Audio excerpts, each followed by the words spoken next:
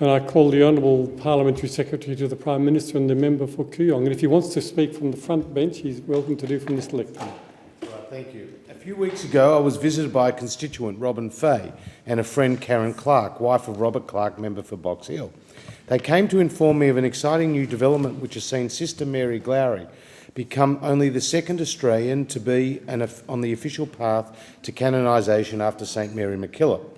Sister Glowrey was a remarkable woman whose story needs to be told, as her selfless contribution to the betterment of humanity is an example to us all. Born on the 23rd of June 1887 in Berrigurra of the Western District of Victoria, Mary Glowrey was the third of 9 children. Displaying immense academic talent early, Mary, on scholarship at South Melbourne College, matriculated at age 14 before graduating from the University of Melbourne in Arts and Medicine in 1910. After her first medical position at Christchurch Hospital in New Zealand, Mary moved to the Victorian Ioneer Hospital and St Vincent's Hospital, where she looked set for a distinguished local career in medicine. In 1916, she established the Catholic Women's Social Guild and became its first president, later to be known as the Catholic Women's League, and in my electorate of Kooyong, set up baby clinics in Camberwell with Eileen Fitzgerald.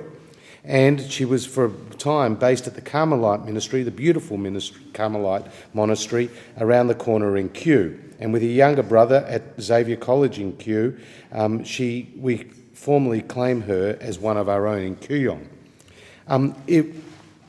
But was one event that changed her life forever. She read about a pamphlet about the high infant mortality rate in India and the lack of medical missionaries. This was for Mary her calling, and she made her trip to India, arriving in Madras in 1920. And it was there that she established the Indian Catholic Hospital Association, which now assists 21 million people every year. As the first nun to work as a doctor, her efforts were acknowledged both near and afar, with Pope Pius XI bestowing a special blessing on her endeavours as a medical missionary, and the Gunta nuns of her order saying she created the association out of nothing. It was therefore particularly pleasing that just the other week, when Prime Minister Tony Abbott hosted a special dinner in Melbourne in honour of visiting Indian Prime Minister Narendra Modi, that he acknowledged the work of Dr. Sister Mary Glowrey and gave his support for her canonisation. Sister Glowrey was indeed someone special, and I join with so many people across the Australian community, including Cardinal Pell, Archbishop Hart and Archbishop Fisher, in recognising her substantial contribution and her example of faith and love as one which we hope sees her canonised as Australia's second saint.